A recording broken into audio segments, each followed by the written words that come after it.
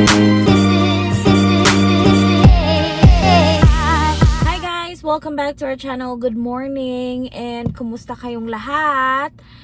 And hello. So, Friday ngayon, 7:50 ng umaga.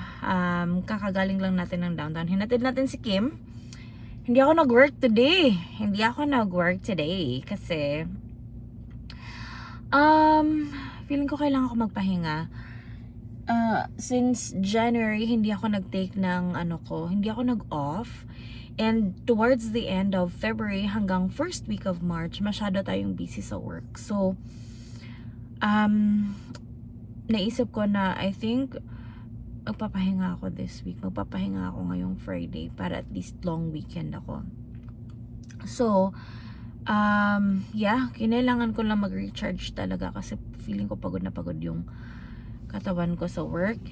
And then, kahit naman na-off ako today, may mga gagawin tayo. So, tinake ko na yung opportunity na to na makapag-blood test tayo ulit. Kasi, for most of you na nakakasubaybay sa vlog namin, alam nyo na meron akong iron deficiency anemia. And, little background lang, blood transfusion na ako sa Pilipinas few years back. Ngayon parang dahil nga may condition tayo na parang every month heavy yung flow ng ng blood ko, like hindi siya regular na period monthly na nakukuha ng mga babae. Sa akin sobrang heavy talaga, like sobra, and hindi siya nagsa-stop for siguro mga 6 months, 7 months, ganun. And so, ngayon, kinailangan ko mag-blood test ulit. May blood test tayo last July, I think July or August, hindi ko na maalala, pero hindi na na-follow up yun. And now, na meron na tayong family doctor, gusto niya i-check lahat ng I think gusto niyang tignan siguro yung sa ovary na side, or kung ano yung cause, kung bakit heavy yung heavy yung yung dalaw natin every month sa mga babae. Gusto niya i-check yun. And then she also wants to check if mag-iron infusion ba ako. So titignan natin.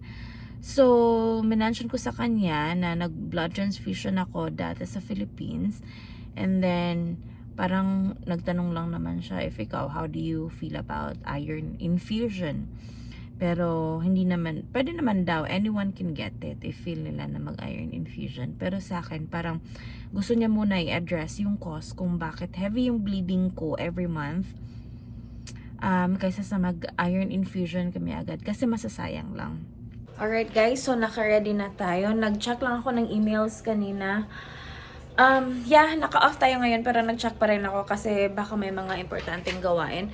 So, niready ko kanina at pinull out ko yung requisition para sa lab test ko. Yun yung ibibigay, yung form na ibibigay mo sa clinic para mapakita yung request ng doctors. At saka kung ano mga klaseng test yung gagawin. So, nakita ko doon may hemoglobin, yung ferritin, yung hematology profile ba yun? Tama ba? Saan ba yun? Hematology profile, ferritin, full lipid profile, mga ganon. So, I think, yung gagawin lang sa atin ngayon is blood lang talaga. Walang ibang test na gagawin. I think walang urine. I'm not sure, pero i-update ko kayo mamaya. Yes, pero bababa na tayo kasi magpapagas pa tayo para din hindi tayo mahirapan maubos yung oras natin if kinailangan natin maghanap ng parking. So, let's go! Okay guys, so andito na tayo. Medyo stress yung parking! Grabe! And medyo uminit na siya.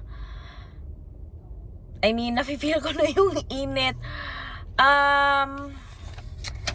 Siguro papasok na lang ako kahit maaga pa. 1:50 pa yung appointment ko. 1:40. Siguro tama-tama na yun. 10 minutes. No, tama lang. Anyways, papasok na tayo guys. I-update ko kayo mamaya.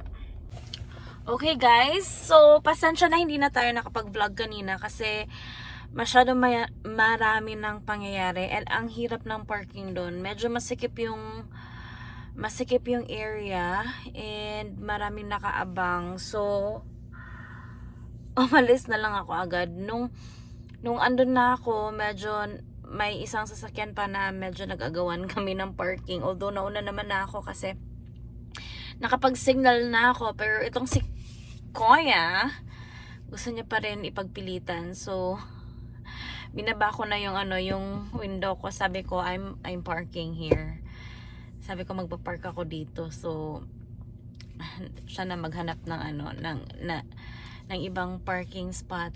Tapos I think papunta din siya ng Life Labs kasi or ng clinic or yung laboratory kasi nakita ko siya doon na nagpang-abot pa rin kami.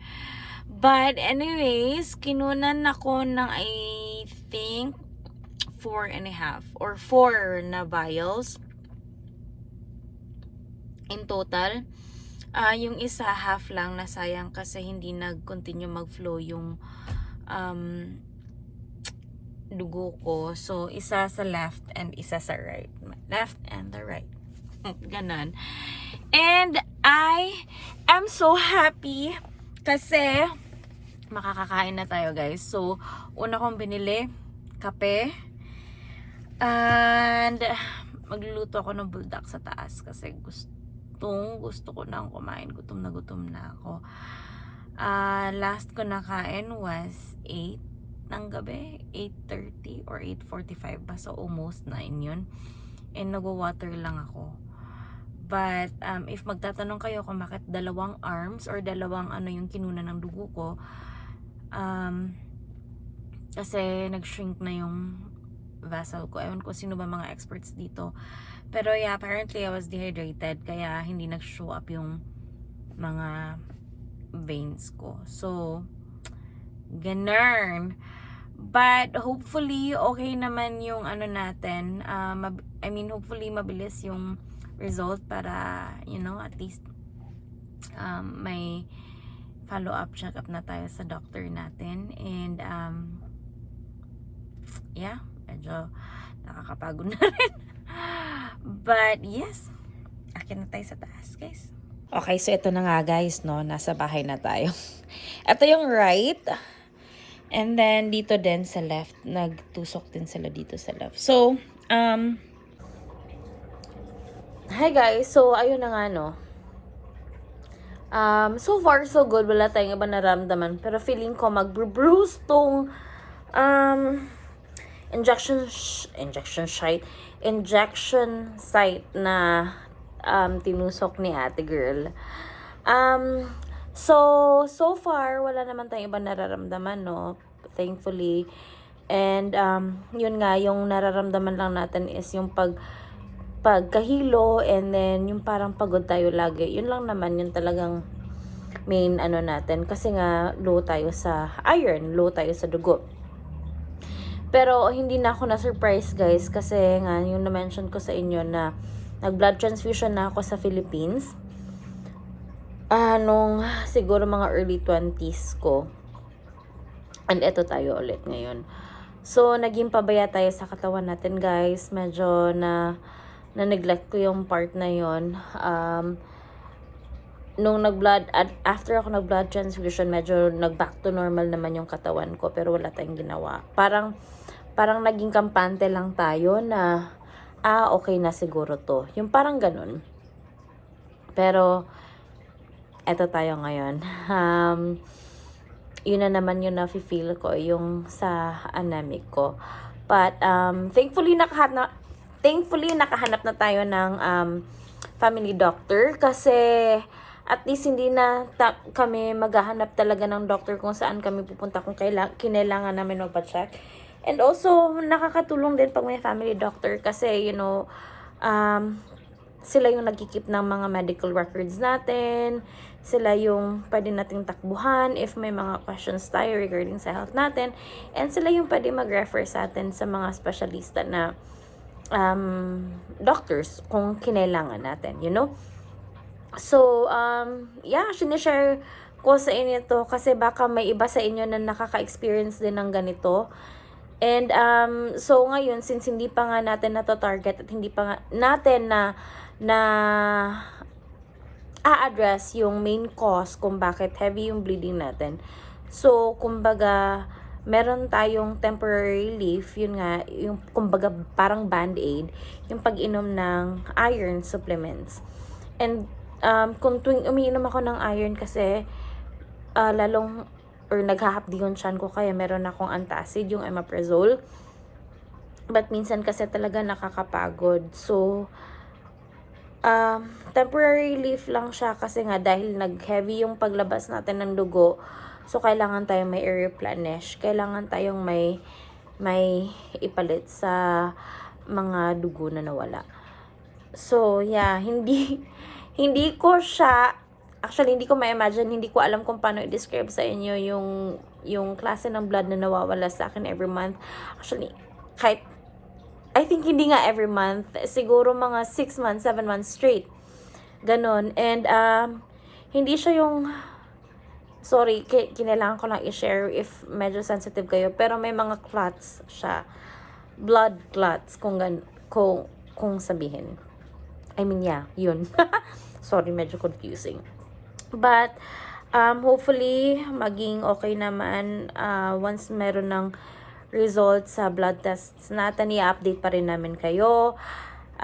If meron sa inyo nakaka-experience ng ganito, i-share nyo guys, share kayo kasi gusto ko rin malaman kung anong ginagawa nyo at kung anong mga treatments na ginagawa nyo. And, kung meron din kayo mga recommendations ng mga food na na masarap kasi I mean na nakakatulong sa iron and everything. I mean, alam ko pwede naman yan mahahanap sa internet and pwede naman yan tanungin sa doctor, but kayo na nakakasubaybay sa amin, nakakilala sa amin, alam nyo na medyo pihikan ako sa food. So, baka may mga recommendations kayo or baka may gusto kayo i-share. You know? So, yeah, 3:30 na kailangan kong puntahan na si Kim sa downtown kasi mag-off na siya. Friday ngayon, so weekend. So, i-continue natin yung video mamaya.